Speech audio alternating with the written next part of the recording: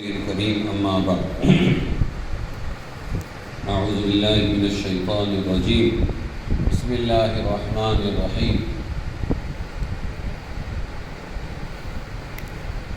اللہ تبارک و تعالی نے ہم کو بہت خوش نصیب بنایا ہے کہ ہمیں ایمان والوں کے گھر میں پیدا فرمایا، لیکن یہ ایمان بڑا غیرت والا ہے، اور یہ ایمان اگر فکر کریں گے تو رکتا ہے ورنہ چلا جاتا ہے۔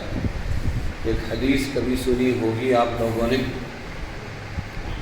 آج سن لیں۔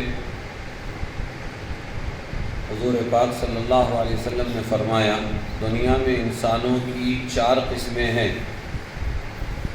ایک ایمان والوں کے گھر میں پیدا ہوتے ہیں، مرد اور عورت، اور ایمان والوں کی زندگی گزارتے ہیں اور ایمان پر خاتمہ ہوتا ہے، جنت میں جائیں گے۔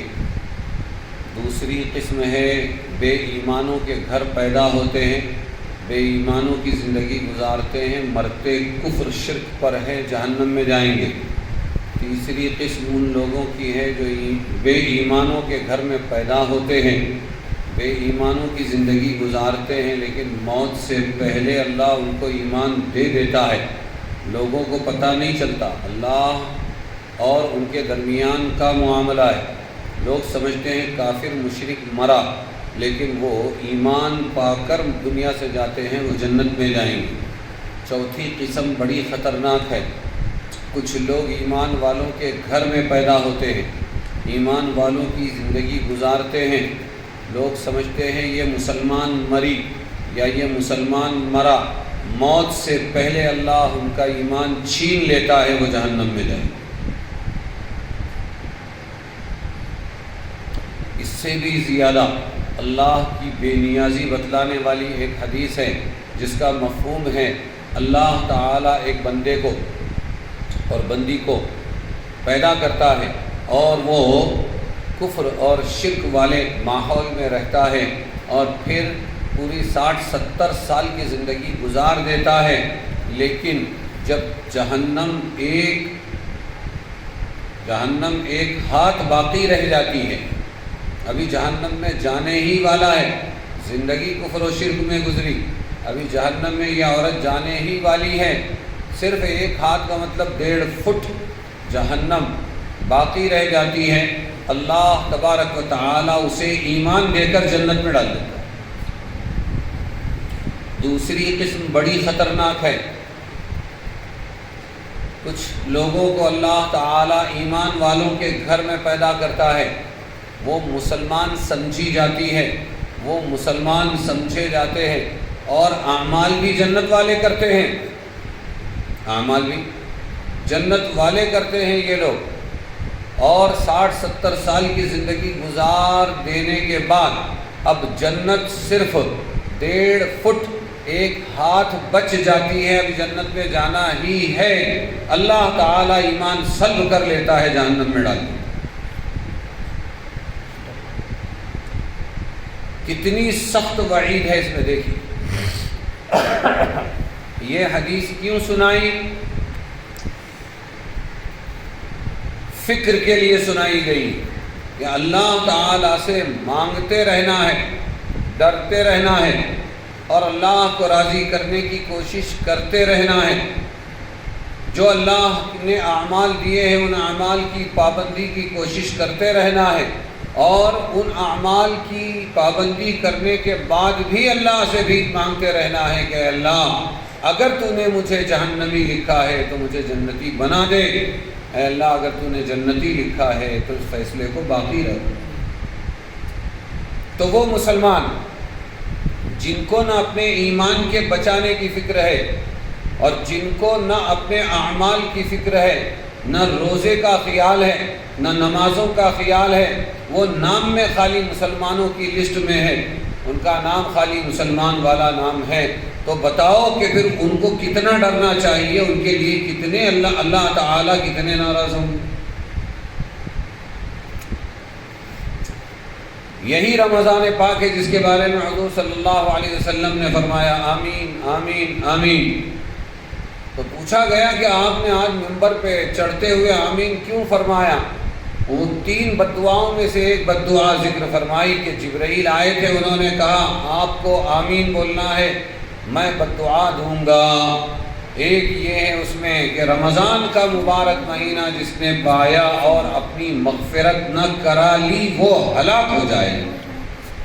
مسلمان مرد ہے، مسلمان عورت ہے، رمضان کی ناقدری ہے۔ تعجب ہوتا ہے، یہ 1-2 سال میں تو مجھے جب کوئی کہتا ہے تو بہت تعجب ہوتا ہے کہ مسلمان اور روزہ چھوڑ دے گا، مسلمان عورت اور روزہ چھوڑ دے گی۔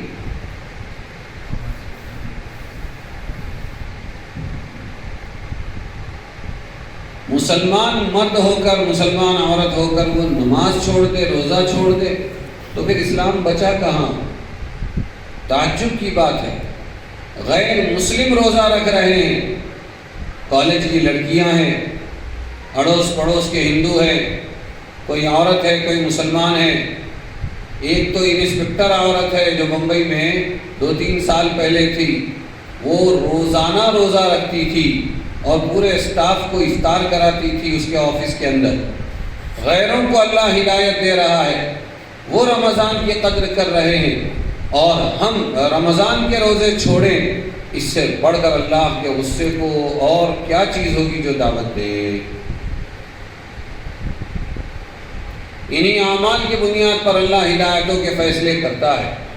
اللہ تعالیٰ کو اپنی تڑپ بتلانا ہے، اپنی اطاعت بتلانا ہے، اللہ تبارک و تعالیٰ کو اپنی عبادت بتلانا ہے، اور خصوصاً وہ لوگ جو دین کے دیندار گھرانے سے تعلق رکھتے ہیں ان کو ڈرنے کی بہت ضرورت ہے۔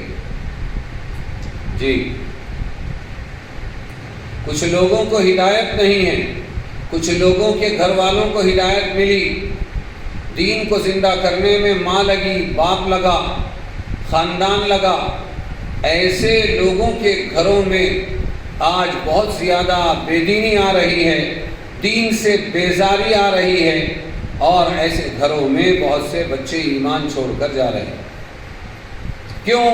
بھرم ہو جاتا ہے، ہم تو دیندار لوگ ہیں، اور شیطان کام کو لگاتا ہے۔ دینداری کا پیمانہ یہ ہے کہ ہمیشہ ڈر پیدا ہو، دل میں ڈر رہے۔ اللہ والوں سے جب کوئی ملتا تھا تو وہ روتے تھے، تو پوچھا کیوں روتے؟ فرمایا خطرہ ہے، اندیشہ ہے کہ کہیں ایسا نہ ہو ہم اپنے آپ کو مسلمان سمجھ رہے ہوں حالانکہ ہمارا اسلام تو نکل چکا۔ جسے منافق لوگ تھے، زبان سے کلمہ پڑھتے تھے اور حضور کے ساتھ میں رہتے، نماز پڑھتے، جماعت میں جاتے تھے، مشوروں میں رہتے تھے، سارے کام کرتے تھے، لیکن حضور صلی اللہ علیہ وسلم نے فرمایا تھا میرے کچھ ساتھی ہیں جو جہنم میں جائیں گے۔ کیوں؟ زبان پر ایمان کے بول ہیں اور دل اندر سے کافر ہے۔ اس لیے جو لوگ عمل نہیں کرتے ہیں، اسلام پر نہیں چلتے ہیں، ان کو تو ڈرنا چاہیے، لیکن اس سے زیادہ جو اسلام پر عمل کریں اور اسلام پر چلتے رہے اور جن کے ذریعے لوگوں کو ہدایت ملے، ان لوگوں کو زیادہ ڈرنا چاہیے کہ کہیں ایسا نہ ہو کہ ہم اپنے بھرم میں رہیں کہ ہم تو دین کے داعی ہیں، ہم دین کے ذمہ دار ہیں، ہم علماء کے گھر والے ہیں، ہم مولانا لوگوں اور اماموں کے گھر والے ہیں، اور اندر کچھ بھی نہیں، سب کھوکھلا ہے۔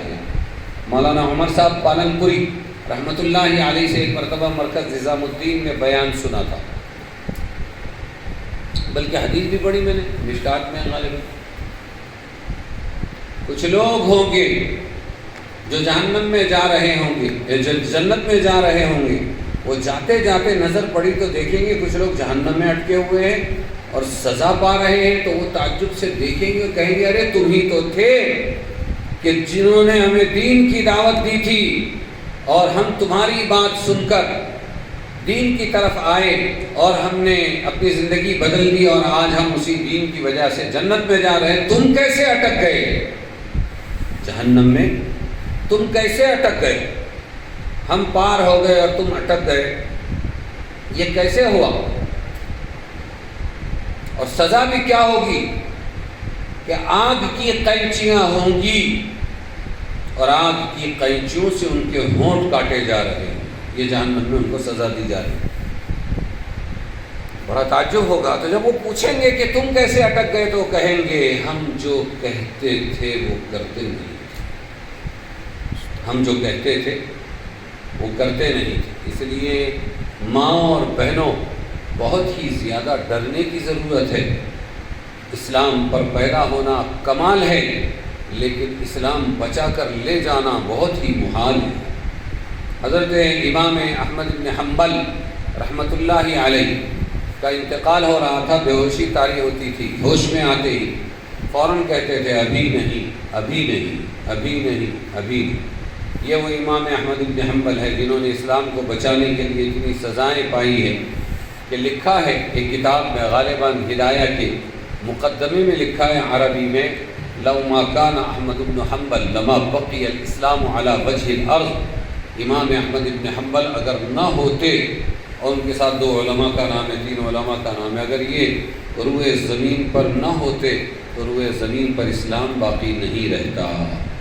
وہ امام احمد بن حنبل مرتے ہوئے یہ کہتے ہیں، جب ہوش میں آتے ابھی نہیں، تو بیٹے نے پوچھا ابا آپ جب ہوش میں آتے تھے تو کہتے تھے ابھی نہیں، پھر بے ہوش ہو جاتے تھے، تو آخر کیا کہتے تھے؟ کہنے لگے شیطان میرے سامنے کھڑا تھا اور وہ کہتا تھا احمد بن حنبل تم تو ایمان بچا کر جا رہے ہو، میرا داؤ تم پر نہیں چل سکا، میں تمہارا ایمان نہیں چھین سکا، تو اس پر میں کہتا ابھی نہیں، ابھی نہیں، جب آخری سانس ایمان پر میری نکلے گی تب میرا ایمان بچے گا۔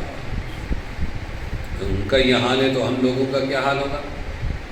اس لیے ماں بہنوں کو بہت فکر کی ضرورت ہے۔ مولانا یونس صاحب رحمۃ اللہ علیہ فرمایا کرتے تھے، پونا والے، اور عورتوں کے اجتماع میں فرمایا کرتے تھے، بیان میں فرماتے تھے، ایک مرغی کی ایک غیرت ہے، فکر ہے کہ مرغی پروں میں اپنے چوزوں کو سمیٹ لیتی ہے، پروں میں اپنے چوزوں کو سمیٹتی ہے، کیوں؟ جان کا خطرہ ہے۔ لیکن آج مسلمان عورت اتنی بے فکر ہو گئی کہ یہ اپنے بچوں کے ایمان کو بچانے کے لیے ان کو نہیں سمیٹتی۔ تو بات تو چلی تھی ہمارے مولانا جو بیان کر رہے تھے رمضان کا، تو مجھے پہلے رمضان ہی کا خیال آیا کہ اس کا زبردست استقبال ہونا چاہیے، استقبال اعمال سے ہو اور اللہ کو ناراض کرنے والی چیزوں سے بچے۔ لیکن ایک بنیادی چیز ہے علم۔ ماں بہنیں یہ اچھی طرح سمجھ لیں کہ ایک زمانے میں ایک مسلمان عورت اتنی بڑی عالمہ ہوتی تھی کہ اس سے دنیا آ کر علم سیکھتی تھی۔ مولانا لوگ اس کے بچوں کو نہیں سکھاتے تھے، مولانا لوگ بچوں کو نہیں پڑھاتے تھے، صحابہ حضور سے علم دین سیکھتے تھے اور یہ جا کر گھر میں سناتے تھے۔ نہ قاعدہ تھا، نہ کتاب تھی، کچھ نہیں، بس سینہ بسینہ علم منتقل ہوتا تھا۔ گھر کی عورتیں حضور صلی اللہ علیہ وسلم سے ملنے والے علم کا ایسا انتظار کرتی تھی جیسے ہم مال کا، پیسوں کا، راشن کا گھروں میں بیٹھ کے انتظار کرتی ہیں۔ وہاں مال تو تھا نہیں، وہاں تو بس پانی پی کر کھجور کھا کے اپنا گزارا کر لیتے تھے۔ وہاں علم تھا جو حضور کے پاس سے صحابہ لاتے تھے، اور جیسے ہی وہ آتے تو عورتیں فوراً وہ علم حاصل کرتی۔ اب بچے اور ماں یہ ہوتے، اور ماں اپنے بچوں کو مکتب پڑھاتی تھی، ماں اپنے بچوں کی نمازیں درست کرتی تھی، ماں اپنے بچے کو تفسیر سکھاتی تھی، ماں اپنے بچے کو آیتیں رٹاتی تھی، ماں اپنے بچے کو حدیثیں سناتی تھی۔ تو وہ جو کہتے ہیں کہ ماں پہلا مدرسہ ہے، وہ بالکل صحیح ہے اپنی جگہ کہ ماں ہی سے سب سیکھتے تھے۔ اب ہم محتاج ہو گئے، اب ہم کھانے پکانے میں لگ گئے، کھانے کمانے میں ہمارے پاس ابھی اتنا انٹرسٹ ہے کہ ہم کو آج کھانے کمانے اور پکانے اور برتن دھونے اور گھر کے کام کاج سے فرصت نہیں۔ اور جب علم نہیں ہوگا، خود حدیث و قرآن اپنی زبان سے ادا نہیں ہوگی اور اپنے کانوں سے نہیں ٹکرائیں گے، تو پھر کیا ہوگا؟ یہ حدیثیں نہیں ٹکرائے گی تو پھر کیا ہوگا کہ پھر یہ ہوگا کہ جہالت آئے گی، اور جب جہالت آئے گی تو پھر آپس میں جھگڑے بھی ہوں گے، غیبتیں بھی ہوں گی، نافرمانیاں بھی ہوں گی، ایک دوسرے کے بارے میں حسد بھی ہوگا، ایک دوسرے کے بارے میں جلن بھی ہوگی۔ یاد آ گئی بہت اچھی بات، یہ جو ہم غیبتیں کرتی ہیں نا، اور عورتیں جان بوجھ کر بتا کر شروع کرتی ہیں، کیا بولنا بابا، نہیں بولنا بولتے لیکن پھر بھی بولنا پڑتا، فلانی کی چھوکری فلانے کے چھوکرے کے ساتھ بھاگ گئی، اب یہ گناہ ہوا، وہ بھاگ گئی، چلو ٹھیک ہے، لیکن اس گناہ کو پیٹھ پیچھے بیان کرنا یہ مہا گناہ ہے۔ یہ کیسا ہے کہ جیسے سامنے اپنے بھائی کی لاش گری ہوئی ہو، اور لاش میں سے جانور نہیں، لاش میں سے یہ بھائی خود نوچ نوچ کے گوشت کھا رہا ہو۔ قرآن نے یہ بیان کر کے پوچھا، کیا تم اس کو پسند کرو گے کہ اپنے بھائی کی لاش میں سے تم گوشت کھاؤ؟ تم ناپسند کرو گے اس کو۔ جب اس کو ناپسند کرتے ہو تو پیٹھ پیچھے کسی گناہ گار کے گناہ کو بیان کرنا جو غیبت کہلاتا ہے، اس کو کیوں پسند کرتے ہو؟ اس میں تو تمہارا نقصان ہے، اور وہ نقصان کیا ہے کہ جس سے گناہ ہوا ہے اس کے لیے دعا کرو، اس کو سمجھاؤ، اس کے منہ پر جا کر سمجھاؤ، وہ بھی تحقیق کے بعد۔ لیکن پیٹھ پیچھے اگر اس کی برائی کرو گے تو اس کا نقصان یہ ہوگا کہ تمہارے گناہ، اس کو نیکیاں ملے گی تمہاری، اور آن لائن تمہاری جو یہ ہے گناہ ہے، نیکیاں ہیں، یہ اس کو ٹرانسفر ہو جائیں گی جتنی دیر تم غیبت کرو گے، اور اس کے گناہ تم کو ملیں گے۔ جیسے امام شافعی رحمۃ اللہ علیہ چھوٹے تھے، اور ان کی اماں ان کی تربیت کر رہی ہے اور سکھا رہی ہے، بیٹے غیبت مت کرنا، کسی گناہ گار کی پیٹھ پیچھے برائی مت کرنا۔ اس سے کیا ہوتا ہے کہ اس سے نیکیاں ادھر سے نکلتی ہے اور وہ گناہ گار کے کھاتے میں جمع ہو جاتی ہے، نیکوکار سے نکلتی ہے، گناہ گار کے کھاتے میں جمع ہو جاتی ہے۔ اتنا اللہ تبارک و تعالیٰ کو یہ گناہ نہ پسند، تو اپنے بیٹے کو سمجھانے کے لیے کہتی امام شافعی سے ان کی اماں، بیٹے جی اگر بہت مچلائے، جی اگر بہت مچلے غیبت کرنے کے لیے، اب یہ جو میں نے آپ سے کہا کہ ہماری ماں بہنیں ایسا نہیں ہے کہ نہیں جانتی ہے کہ غیبت کرنا برا ہے، وہ تو سٹارٹ جو کرتی ہے، وہ پہلا گیئر جو ڈالتی ہے، تمہید جو باندھتی وہ یہ ہے، کیا بولتے بابا، بولتے نہیں بولنا، لیکن کیا کرنا، بولنا پڑتا، ارے کون مجبور کر رہا، تم کو بولنا پڑتا۔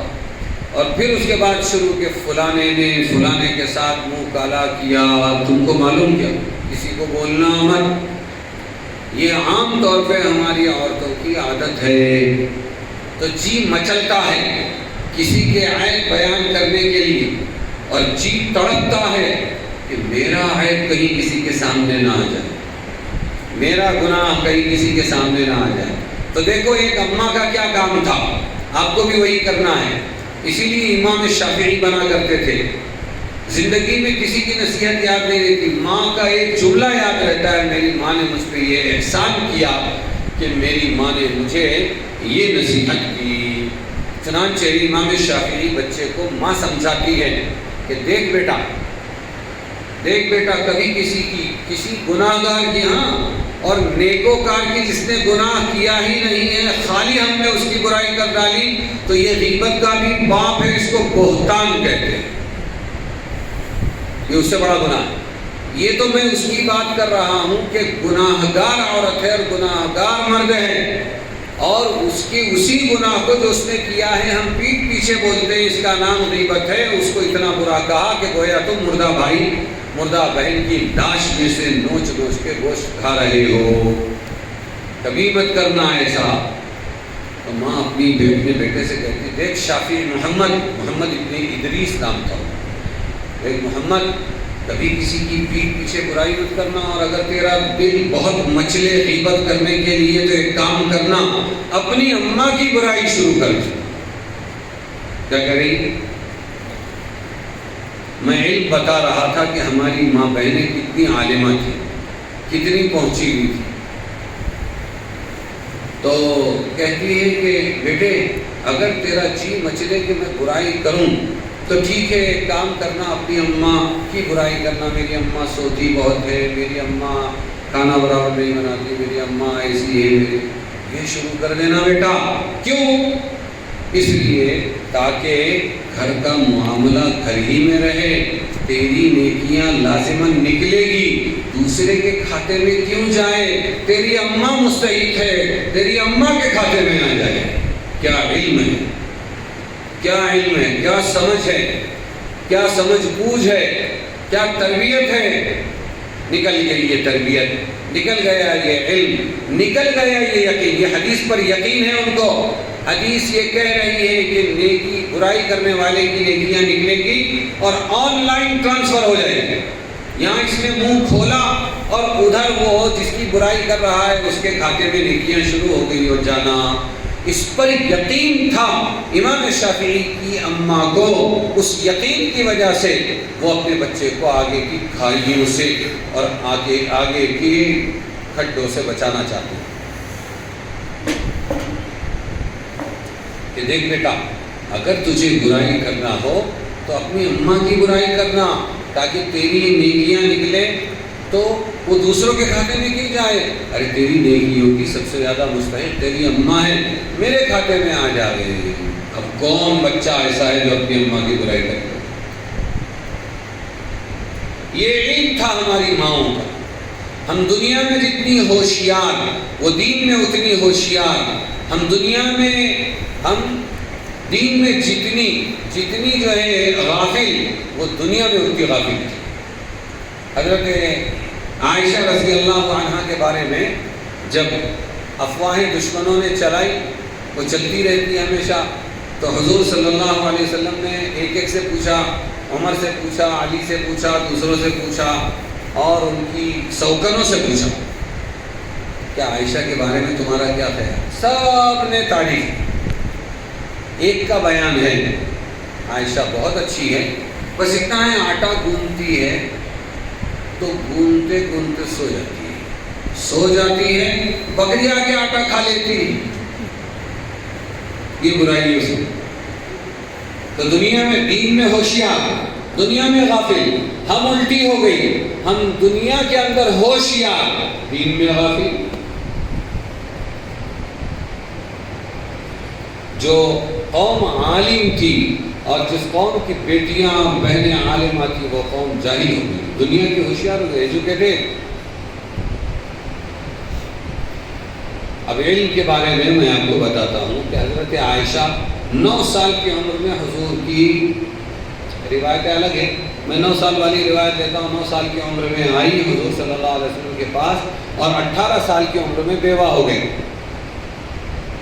یہ 18 سال میں حضور صلی اللہ علیہ وسلم سے کتنا علم لیا انہوں نے کہ حضور صلی اللہ علیہ وسلم فرماتے تھے خذوا ثلثی دینکم من ہذہ الحمیرہ.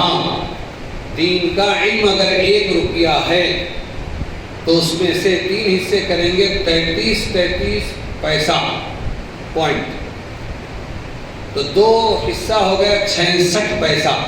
حضور صلی اللہ علیہ وسلم دنیا سے گئے تو فرمایا اس عائشہ سے 66 پیسہ دین کا علم لے لینا. 66 پیسہ. کسی مرد کے بارے میں نہیں فرمایا، ابو بکر عمر عثمان علی کے بارے میں نہیں فرمایا، ابو ہریرہ کے بارے میں نہیں فرمایا، ابن عباس ابن عمر کے بارے میں نہیں فرمایا، حضرت عائشہ رضی اللہ عنہا کے بارے میں فرمایا ہے. لوگ سمجھتے ہیں کسی نے نکاح کر لیا تو نکاح مزے مارنے کے لیے کرتے ہیں. حضور صلی اللہ علیہ وسلم نے حکم خداوندی سے 11 نکاح کیے اور ان میں سے ایک کا انتقال ہونے کے بعد دوسرا نکاح کیا تو ایک وقت میں 9-10 بیویاں تھیں، بس 11 نہیں تھی. تو لوگ سمجھتے ہیں ارے بھائی ان کے نبی کو تو بہت زیادہ شادیوں کا شوق تھا. بالکل غلط. اللہ کے حکم سے ہی وہ شادی کرتے تھے، نکاح کرتے تھے اور دین کے واسطے کرتے تھے. تو دوسری صحابی دوسری امہات المؤمنین نے جو علم لیا وہ ایک الگ مستقل باب ہے. لیکن حضرت عائشہ رضی اللہ عنہا کے دروازے پر جا کر پردے سے اماں جان ہمیں تفسیر سمجھائیے، ہمیں حدیث سمجھائیے، ہمیں تاریخ سمجھائیے، ہمیں غزوے کے بارے میں بتلائیے، ہمیں مسئلہ سمجھ میں نہیں آیا وہ مسئلہ بتائیے۔ امت کے بڑے بڑے مفسرین اور محدثین جو اتنے بڑے عالم بنے وہ حضرت عائشہ رضی اللہ عنہا سے علم سیکھ کر بنے۔ یہ عورت کا مقام تھا ہمارے اسلام کہ 66 پیسہ علم لے لو۔ بخاری شریف ہمارے مولانا لوگ پڑھے بغیر عالم نہیں بنتے۔ وہ بخاری شریف اگر فربری جیسے کسی ایک مرد نے اور ایسے کئی مردوں نے پوری بخاری سن کر اس کو امت تک پہنچایا ہے تو اسی میں کریمہ نام کی ایک عورت بھی ہے جنہوں نے پوری بخاری امام بخاری رحمۃ اللہ علیہ سے پڑھی ہے، اور وہ بھی راویہ ہیں، ان کی بھی روایتیں اندر آتی ہیں، ان کا مستقل ایک نسخہ ہے۔ یہ علم تھا اللہ کے واسطے اپنے دین کے علم کی طرف پلٹ کر آ جاؤ۔ جن کو آپ کہتے ہیں کہ ہمارے پیران پیر شیخ عبد القادر جیلانی رحمۃ اللہ علیہ اتنے بڑے پیر بنے، یہ ان کی ساری پیری کی بنیاد ان کی ماں کی ایک نصیحت ہے۔ ایک نصیحت ماں کی، بیٹے علم سیکھنے کو جا رہے ہو، یہ 40 اشرفیاں اندر بنیان بنڈی صدری میں نے سی دی ہے، تیرے کام آئے گی، لیکن بیٹے ماں کی ایک نصیحت یاد رکھنا، اور وہ یہ ہے کہ زندگی میں جان چلی جائے پرواہ مت کرنا، کبھی جھوٹ مت بولنا، یہ برائیوں کی جڑ ہے۔ بچہ 8 سال کا ہے، قافلے کے ساتھ جا رہا ہے علم سیکھنے کے لیے، اور اچانک ڈاکوؤں نے گھیر لیا۔ مسلمانی ڈاکو ہوتے تھے، دوسرے بھی ہوتے تھے، وہ مسلم علاقہ ہے تو مسلمان ڈاکو، تو سب لوگوں کا مال لوٹا۔ ایک طرف ایک بچہ سہما کھڑا ہوا تھا، اس بچہ کھڑا ہوا تھا تو بچے کو پوچھا ایک ڈاکو نے، تیرے پاس کچھ ہے؟ ہاں 40 اشرفیاں ہیں، 40 سکے ہیں، 40 روپیے ہیں۔ اس کو تعجب ہوا، کہاں ہیں؟ اچکن میں ہیں۔ اچکن کہتے ہیں اندر کی منڈی۔ میں لگے اچھا چلو سردار کے پاس لے گئے، اور سردار نے پوچھا کیا ہے؟ کہنے لگے یہ بچہ بڑا عجیب ہے، پوچھو اس کو کیا پوچھتا ہے؟ میں نے پوچھا مال ہے؟ کہنے لگے ہاں مال ہے۔ کہاں ہے؟ صدری میں ہے۔ کتنے ہیں؟ کہ 40 ہے۔ کہنے لگے تلاشی لو۔ تلاشی کی تو واقعی 40 روپئے نکلے اس میں سے۔ تو سردار نے تعجب سے پوچھا کہ لوگ ہم کو دیکھ کر مال چھپا دیتے ہیں، تو نے چھپے مال کو کیسے بتایا؟ اس نے کہا کیا 40 اشرفیوں کے واسطے ماں کی نصیحت کو بھلا دیتا؟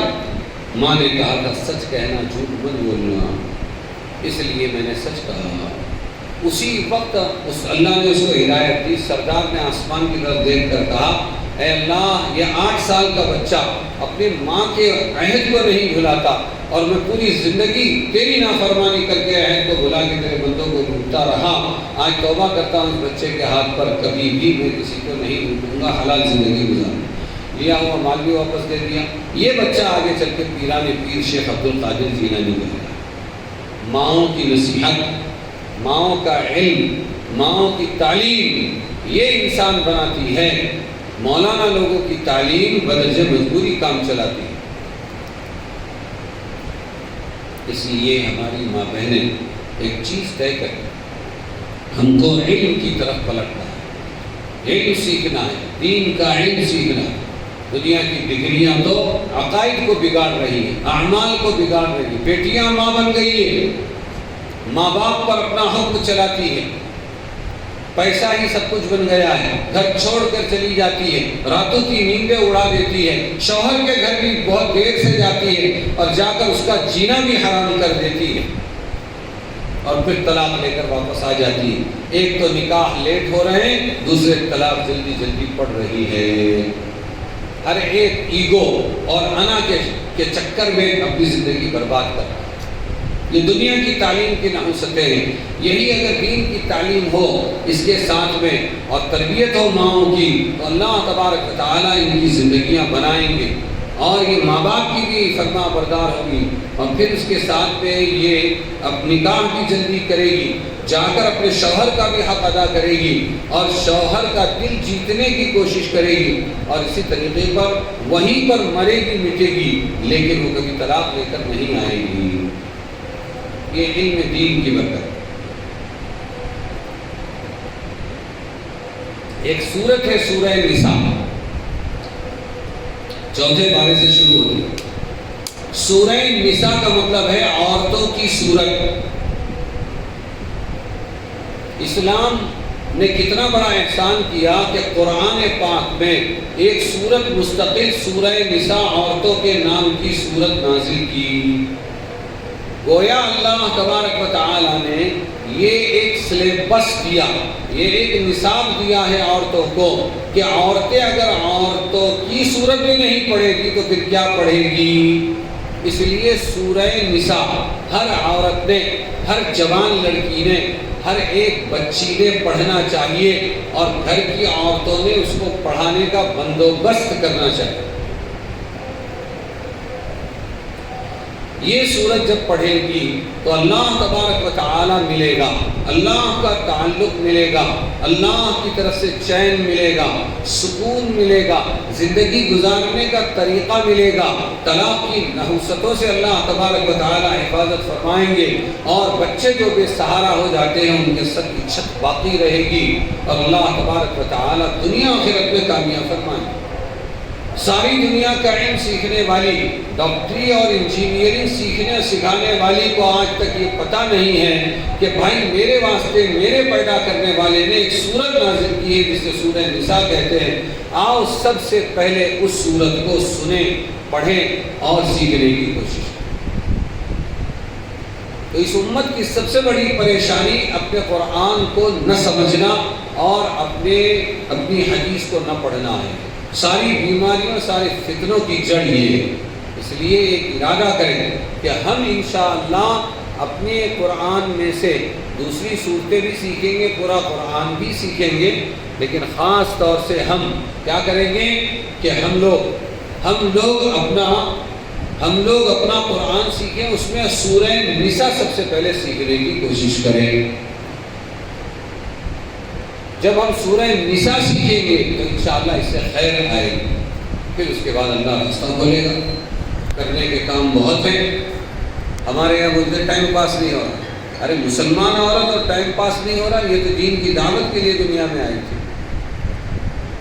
لیکن ہم اتنا ہی دین کا کام کرتے ہیں جب اللہ کے راستے میں جاتے ہیں، باقی یہاں پر آ کر ہمارے اندر وہ دین کی فکریں باقی نہیں رہتی۔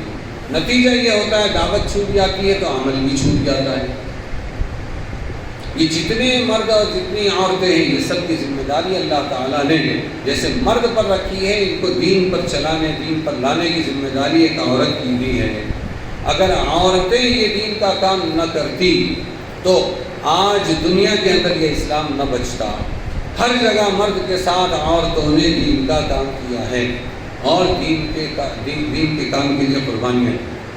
تو ہمارے یہاں ایک علم کا ماحول ہونا چاہیے، علماء کے ساتھ مل کر اپنے گھر کے مردوں کے ساتھ مشورہ کر کے ہر گھر میں ہمیں علم دین جاری کرنا چاہیے۔ میں مالیگاؤں گیا تھا، وہ خوش نصیب لوگ ہیں، میں جلسے کے لیے گیا تھا، گھر میں آرام کر رہا تھا، بازو سے ایسی آواز آ رہی تھی بچیوں کی مغربات پڑھنے کی، جیسے امام حرم قرآن پڑھتے ہیں۔ مجھے تعجب ہوا تو میں نے پوچھا تو پتہ چلا کہ یہ گھریلو مکتب ہے۔ اس قوم کو، مالیگاؤں کے قوم کو اللہ نے ہدایت دی، ہر گھر والی اس کی کوشش کرتی تھی کہ بھائی میرے گھر میں فری آف دا چارج، بغیر پیسوں کا، بغیر فیس کا مکتب چلے، اور اس مکتب کے اندر ہم خود پڑھائیں۔ گھر کی عورتیں پڑھاتی تھیں اور وہ بچیاں آ کے پڑھتی تھیں، ایک گھر میں، پھر دوسرے گھر میں، پھر تیسرے گھر میں، محلے میں ایک آدھ ایسا مکتب تھا اور آج بھی ہے۔ اللہ تبارک و تعالی نے ہم کو موقع دیا ہے، ہم بھی ایمانی ماحول بنائیں۔ ضرورت کے لیے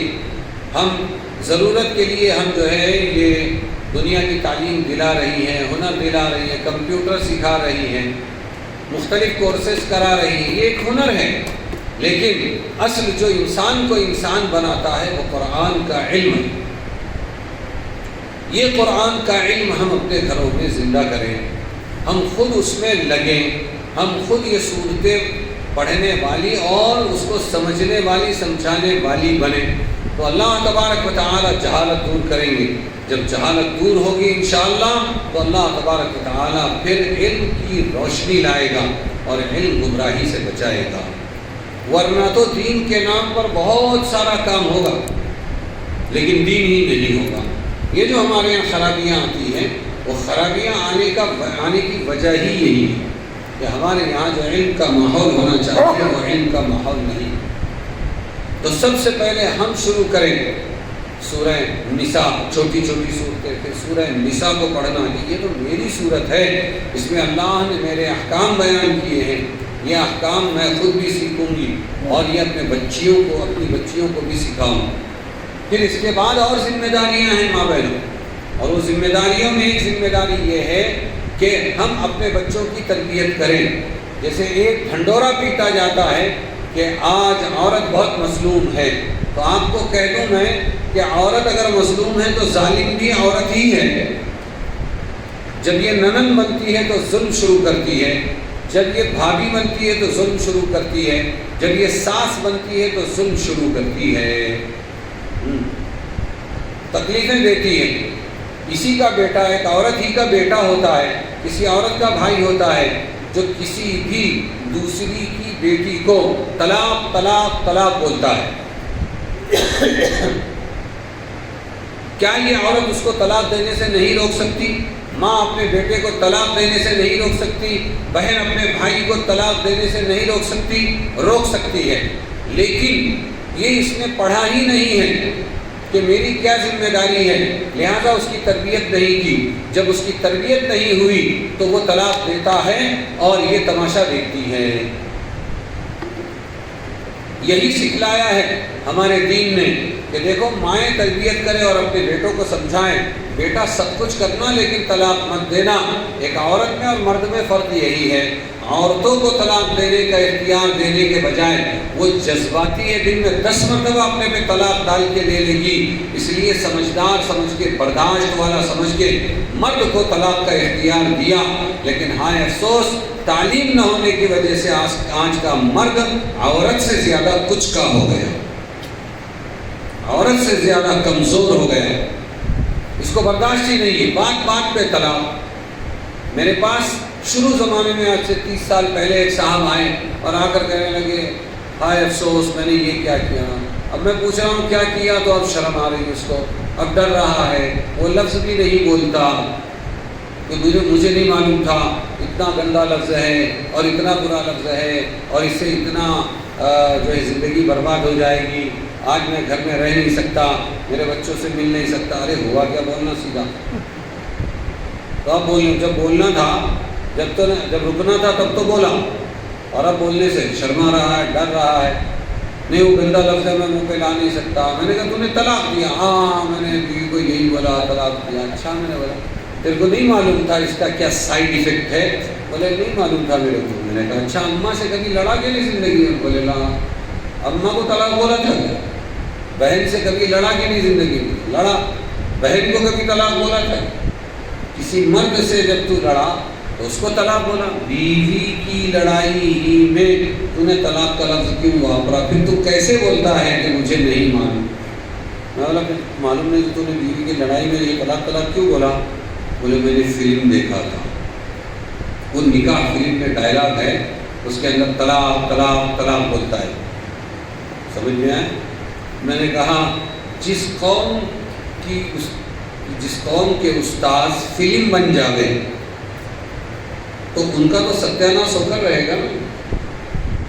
یہ ماؤں کا کام تھا کہ اپنے بیٹوں کو بنیادی تعلیم دیتی کہ بیٹا کبھی بھی لفظ طلاق اپنی زبان پر مت لانا، اس کے بہت سائیڈ ایفیکٹ ہیں، اور بیٹا دوسرے کی بیٹی کو اگر تو برباد کرے گا تو تیری بھی بیٹیاں آگے ہیں، تیری بھی بہنیں ہیں، ان کی بھی زندگی برباد ہے۔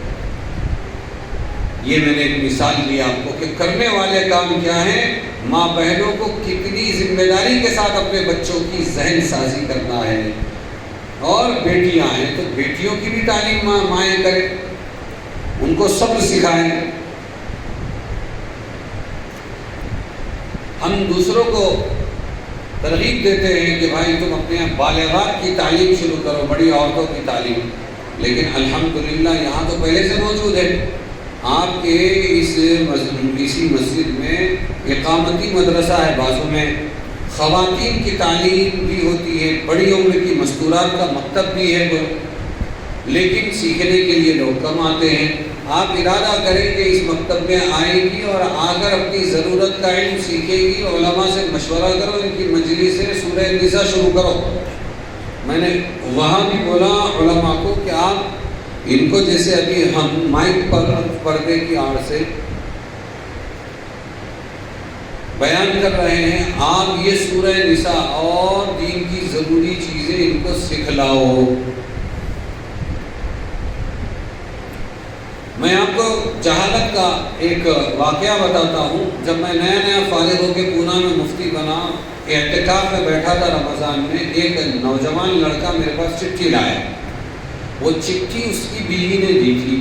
اس میں لکھا تھا مولانا میرے نکاح کو 7 سال ہو گئے ہیں، لیکن پتہ نہیں کہ اللہ مجھ سے کیوں ناراض ہے، کون سے گناہوں کی سزا دے رہا ہے. میں نہ نماز پڑھ سکتی ہوں نہ روزہ رکھ سکتی ہوں 7 سال سے.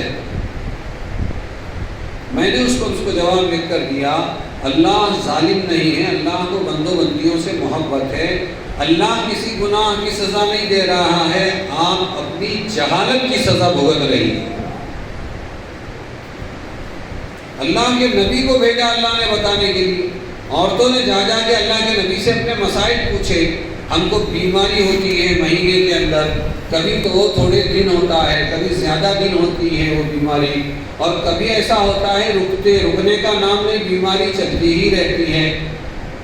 تو ہم نے کب نماز پڑھنا، کب نہیں پڑھنا، کب شوہر سے ملاقات کرنا، کب نہیں کرنا، کب روزہ رکھنا، کب نہیں رکھنا. تو حضور نے اپنے 23 سال میں یہی تو رہبری کی، یہی تو علم دیا، اور علماء اپنے مدرسوں میں یہی تو پڑھتے ہیں. لیکن یہاں کے خالی مکتب ہے تو مکتب پڑھاتے ہیں. ہم تو مائل بکرم ہیں، کوئی سائل ہی نہیں، راہ بتلائیں کسے رہے منزل ہی نہیں. چلو یہاں سے شروعات کرتے ہیں کہ آپ ماں بہنیں یہ طے کریں، جب جماعت میں جانا ہو تو جماعت میں جاؤ. اس کے بعد جب یہاں پر رہو تو یہاں رہنے کے بعد میں اپنا وقت طے کرو. مکتب ہم روزانہ، مدرسہ روزانہ پڑھ سکتی ہے تو روزانہ کا ایک معمول بنا لو. مردوں کو بیچ میں ڈال کے مولانا لوگوں سے مشورہ کرو. اور اگر ہفتے میں 1 دن کر سکتی ہے تو 1 دن 2 گھنٹہ تعلیم ہو جائے. ناشتہ کر کے آ گئے، دوپہر کے کھانے کو گھر کو چلے گئے. کرنے والوں کے لیے بہت سارے کام. تو آپ جب تعلیم شروع کریں گی انشاءاللہ تو اللہ تبارک و تعالیٰ آپ کے ذریعے اطراف میں پورے عالم میں دین زندہ فرمائے گا. وآخر دعوانا الحمدللہ.